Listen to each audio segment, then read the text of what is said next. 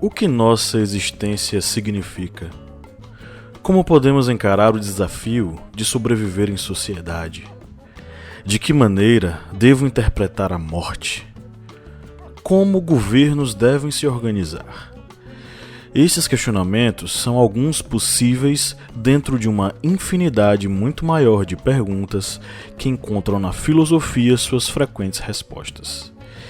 E apesar de o governo atual achá-la desnecessária e pouco rentável, a filosofia está na raiz de todas as ciências e, principalmente, é ela que instiga o pensamento crítico e humanista nas pessoas.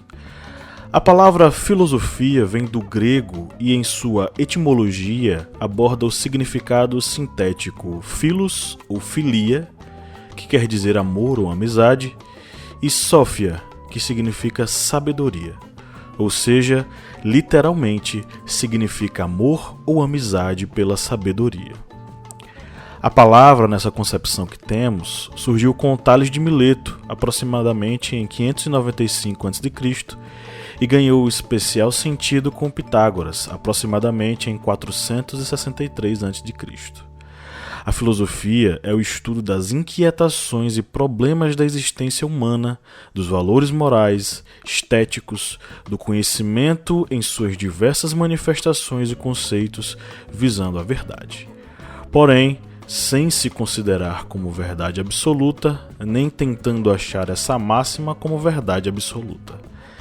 Ela se distingue de outras vertentes de conhecimento, como a mitologia e a religião, visto que tenta, por meio do pensamento racional, explicar os fenômenos e questões humanas.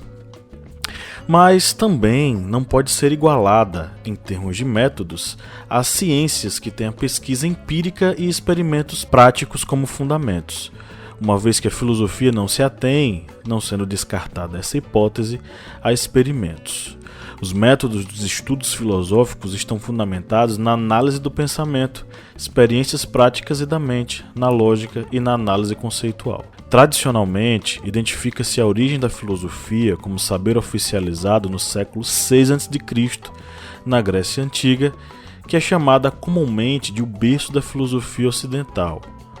Porém, a origem do pensamento filosófico e mesmo da filosofia, antes de ter esse nome, tem um lugar pouco lembrado e marginalizado. Estou falando do Egito Antigo e, consequentemente, da África.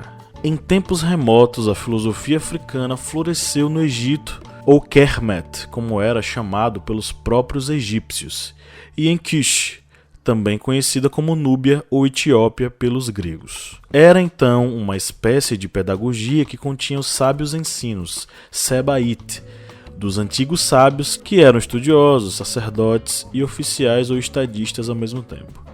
Esse conhecimento estava enraizado em várias áreas do saber: engenharia, arquitetura, religião, astronomia, matemática, geometria, ou seja, todas as áreas nasciam do conhecimento filosófico e dele estavam completamente embevecidas. O conceito Hekhet, escrito com o hieróglifo para noções abstratas, significa conhecimento, ciência, no sentido de filosofia, isto é, investigação sobre a natureza das coisas com base em conhecimento preciso e bom julgamento. O homem sábio, ou a mulher sábia, claro, amam a verdade, Ma'at, representada como uma das deusas do panteão egípcio. Por que ilustrar uma ideia com uma imagem, no caso um hieróglifo de uma deusa? Isso pode ser explicado. O pensamento egípcio era gráfico e abstrato ao mesmo tempo. Os sinais, figuras e símbolos tangíveis estavam relacionados a ideias e significados. As mulheres também estavam envolvidas na tradição intelectual, científica e filosófica. Peseshet foi a primeira mulher médica da medicina na história do mundo. Ela viveu durante a Quarta Dinastia ou no início da Quinta Dinastia. Plotino, filósofo e escritor romano nascido no Egito, que fundou o neoplatonismo, escreveu durante o terceiro século depois de Cristo que os sábios egípcios mostraram sua ciência consumada usando sinais simbólicos. Assim, cada hieróglifo constituía uma espécie de ciência da sabedoria. Os principais nomes da filosofia grega aprenderam com os mestres egípcios os principais conceitos filosóficos: a existência, o ser, a lógica, o universo e por aí vai. Platão, Pitágoras, Tales de Mileto são alguns desses respeitosos alunos dos egípcios.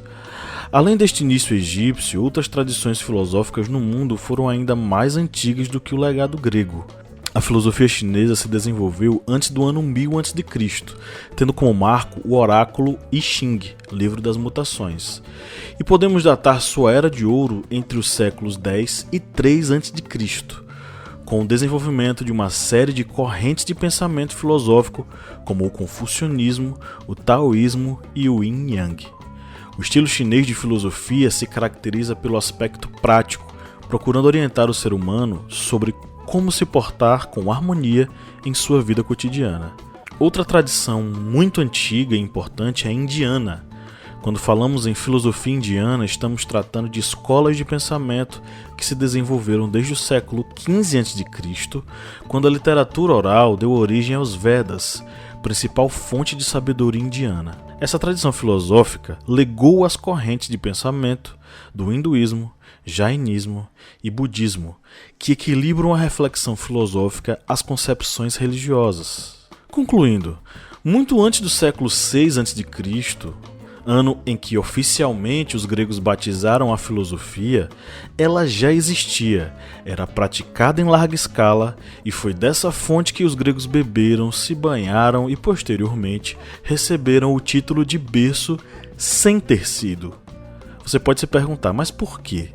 Ora, a narrativa histórica oficial foi construída pelos brancos europeus, que em hipótese alguma cogitariam conferir a asiáticos e africanos, considerados inferiores por eles, a origem de um saber tão profundo e revolucionário. Principalmente nos séculos 17 e 18, o legado afroasiático foi completamente escondido. Mas agora você já sabe disso, que tal compartilhar? E aí, curtiu? Então deixa o seu like. Se ainda não é inscrito em nosso canal, se inscreve e ativa o sininho. E tem mais, se você curte nosso material, e se nós te ajudamos de alguma forma a abrir a cabeça e ampliar seus horizontes, considere ser um apoiador. Vá ao site apoia.se/historiante e faça um apoio. A partir de R$4 você já nos ajuda e muito a manter esse material e ainda faz parte do nosso grupo secreto com muito material exclusivo. E aí, tá esperando o quê? Vai lá no apoia.se/historiante e seja um apoiador. Obrigado por assistir esse vídeo até aqui. Um grande abraço e até a próxima oportunidade.